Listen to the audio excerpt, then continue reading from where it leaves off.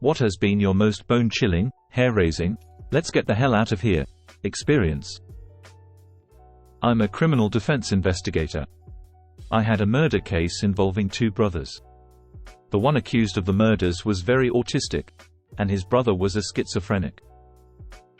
The schizophrenic brother lived in a potato shack in the middle of the desert. I needed to talk to him several times throughout the course of the investigation, and since he didn't have a phone or electricity, I had to drive several hours out to his house and yell his name from the fence line until he came out of the shack. This investigation lasted for several years, and over time I developed a rapport with schizophrenic brother, and I kind of got to like him. He would talk your ear off about the aliens with golden eyes and the underground tunnels that connect all the Walmarts in the country, but he was pretty entertaining, and part of me wonders how much of it was a show. Schizophrenic brother eventually gets a girlfriend. She's a tweaker who has mistaken his schizophrenia for meth-induced psychosis. I talked to her a few times in jail when she was sober, and she was surprisingly charming and insightful. The last time I go to see schizophrenic brother, it's a dark winter night and tweaker girlfriend is there. She's lurking in the shadows and staring daggers at me the entire time I'm talking to him. I cut off his conversation about the speakers in his fillings and walk back to my truck to leave. A minute later, schizophrenic brother comes running out and tells me that he wants to show me something in his shack. He's never invited me inside before, and I'm not thrilled by the prospect. The whole thing feels off to me, so I tell him I have to get going, and start the truck. The look of relief on his face when I declined to go inside convinced me that tweaker girlfriend was waiting behind the door with a hammer or something. A few months later I learned that she shot him in his sleep and stashed his body in an old refrigerator. She has since pleaded guilty to his murder. Edit: rapport, not report. Exploring our abandoned high-rise, out of the blue my friend grabbed me by my collar from behind. I was about to step into an elevator shaft. After swearing at him, "What the fuck?" he said, "Look," and I saw the drop of like 20 floors to a concrete bottom with broken metal rods sticking out. We went home. He saved my life 100%. I had a friend die this way. Elevator shaft at an abandoned rubber factory, urban exploring. It was pitch dark except for the city light coming through the windows at the end of the hall. Lived for 21 days in ICU and died from sepsis during surgery number 4. Unconscious the whole time. Possibly fighting a house fire, and realizing that I had very hot feet. Through concrete-soled boots? My officer and I immediately knocked the fuck out. Hot feet mean you're standing above a fire. As fire burns upwards, it's weakening the floor beneath you. So we were about to plummet into a basement fire. In very early 2020, I was in Lumbini, Nepal. It's a small town built around this complex of ruins that was once the palatial home of Siddhartha Gautama. The Bodhi tree is located there. I was staying in a cheap hotel along a muddy road leading out of the city and was the only guest in the building. Many stray dogs roamed the streets of that quarter at night and you'd often hear them barking or getting into fights. This one night was particularly bad. A low fog had settled on the road and the dogs were out in force, howling and barking. Out of nowhere came this bellowing roar, one so loud and sonorous, I felt it in my chest. Then, a vacuum of complete silence. All I could think of were ways to keep whatever had made that sound outside. The next day, I heard that a tiger had wandered over from the nearby reserve along the lake and eaten a few of those stray dogs. I must have been around 10 or 12 when this happened. I was walking back home one afternoon, around 3 or 4 p.m., after strolling around the neighborhood, which was usually very safe, friendly and quiet. I was on the opposite side of the block, the houses behind ours, which wasn't an issue because there happened to be a park that went across the whole block and connected to the other side, so you didn't have to go around the whole block, so I was only a few houses away. I went through the park, a park I had played at my entire childhood, without paying much attention, when about halfway through, this guy who I didn't know, definitely older than me, wearing a hoodie started calling me. "Dude, come over here one sec." What do you want?" "Come here, I just want to ask you something." "Okay, ask me from over there." No, come over, please." "No, tell me from over there." At that point, another dude that was sitting next to him gets upset. I hear a, "That's it," and they both stood up quickly and started making their way towards me. I can't recall how far they chased after me, but my instincts just told me to run like hell, and I did. To this day I still don't know if they were gonna mug me, if they were just taking the piss, or what was happening, but it definitely scared kid me. This is very similar to a situation that happened to me. I was 10 on Main Street in a small town, just a long row of shops on either side of the road. I was only 2 blocks from home. It was midday. An old red pickup drove by, a 20-year-old driver, and 4 20-year-olds in the bed. They gestured over to me, and all 4 men hopped out at once, and darted for me. I had a 30-feet head start, and sprinted for my life. I came to a small crack between buildings, maybe a 7-inch space. I slid between it just as they caught up to me. One of them reached out and his fingers caught my shirt but couldn't grasp me in time.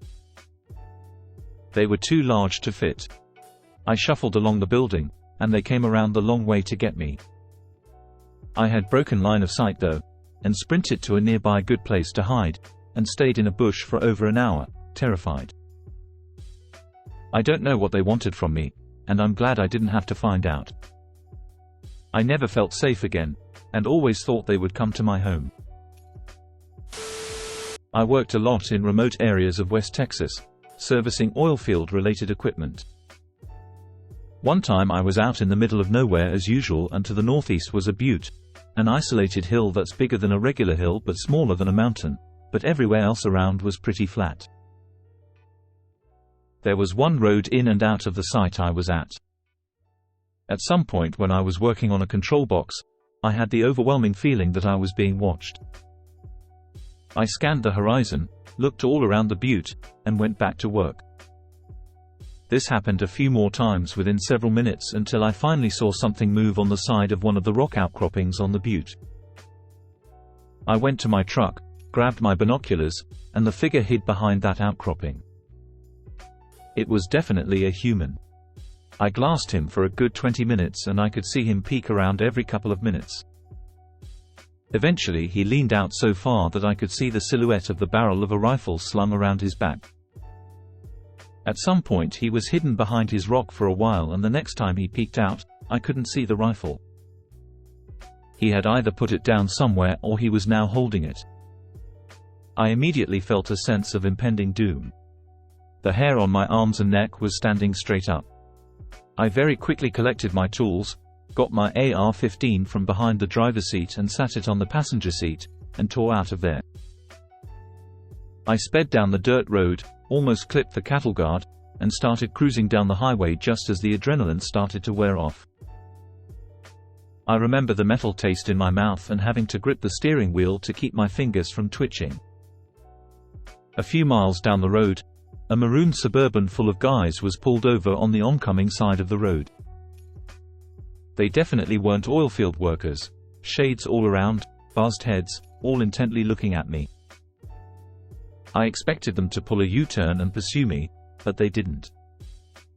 I can't prove that this is what was happening, but I do know that cartel guys run operations where one scouts for guys working alone and calls in a group of guys to rob them of their truck and tools. I said it above and I'll say it here, the Texas nowhere sucks. There's just nothing nearby. Just a gigantic emptiness. Used to work on an ambulance, and the company that I worked for had more ambulances than there were firehouses, medic stations, to keep up with increasing call volumes, so we would do something called posting, which is where you park the ambulance somewhere within the area that you are servicing while you wait for a call. Was working the midnight to 10 a.m. shift one night and it was really slow.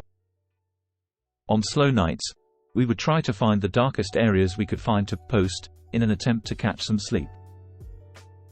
We find a church within a neighborhood whose parking lot had virtually no light, so we decide to park there.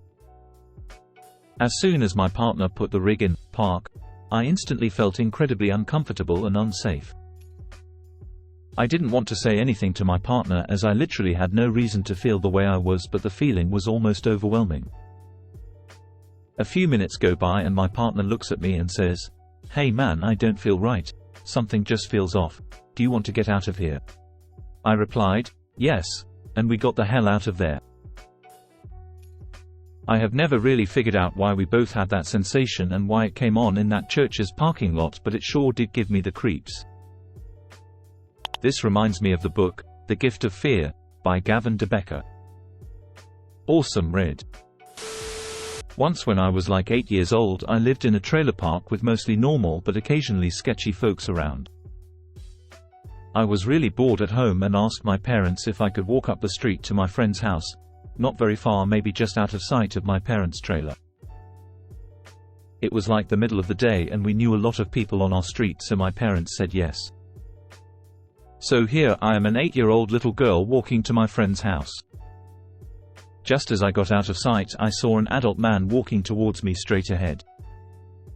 I immediately had my alerts on cause I was alone of course and had never seen this dude before. I keep hoping he veers off on another course away from me, but he keeps coming towards me and I notice his eyes are locked on me and he's smiling. I got the creeps, but I was pretty close to my friend's house now. I looked around and realized there wasn't anyone else outside to witness anything. He finally gets close enough to say something to me, and this is what made me run. He said, "Hey, do you think you could take your shoes off? Please, I want to see your feet." And I said, "Huh? What?" And he asked me again to see my feet. Yal, I turned around and sprinted so fast back to my house. I was terrified. Hiking in the Rocky Mountains, on a trail I knew pretty well. I was leading a group of kids, maybe 20 or so middle school-aged children from the camp where I worked. I turned a corner and saw a jawbone of a deer. Pretty cool, showed it to the kids. Didn't have any flesh on it, so I assumed it was pretty old. 100 feet further down the trail I find another bone. Femur maybe. I specialized in insect populations, not deer anatomy. This one looked a little fresher. Another ways down, another bone. I'm getting a little nervous at this point, so I explained that we should probably turn around and head back. My students all groaned that they want to see more dead stuff, but I shepherded them down the train and back to camp. 2 days later we got a call at the camp that someone had been attacked in the area by a mountain lion. Apparently a mountain lion had set itself up in the caves on the cliffside and it had gotten pissed when someone got too close. I'm glad we left the area, even if my students would have loved to see more dead stuff. Back when my son was only about a year old, my husband worked second shift, so I was alone every evening. We lived in townhouses at the time and had a neighbor who was a war vet my husband was friendly with. He was a little off in the sense there was very obvious PTSD and other traumas, but all around a nice dude. Anyway, one evening this guy knocked on the door. I opened it thinking he probably was looking for my husband and I was just gonna let him know he was working. Dude was super drunk, wouldn't stop talking and kinda made his way into the house. He also brought his huge-ass German Shepherd with him. I was trying to be friendly, but I had the worst feeling in my stomach. I felt insanely vulnerable and like something just wasn't right with this situation. I kept trying to tell him in the nicest way to leave, but he wouldn't. I texted my husband, "Hey, neighbor guy's here and won't leave. He's trashed. I feel really uncomfortable." My husband texted his buddies that lived a few apartments down and they came over immediately. They got the dude out of the house and not even 20 minutes later I hear noises outside and this guy is trying to rip the license plate off my car. My husband's friends heard it or saw it, I'm not really sure, but they came over and were more aggressive about him going home and leaving me alone. And he did, so I thought. Few hours later my husband gets home and sees this guy hanging out crouched behind some cars. He goes up to him to ask him exactly what the fuck he's doing. I don't know the exact details because I stayed hiding in the house, but this guy had ropes and some other weapon on him and full intentions of raping me that night. It makes me sick to think that if my husband's friends wouldn't have came over as fast as they did to help me, my poor son would have watched something horrible happen to me. Or even what he would have even done to my child. Your husband's friends are some real ones.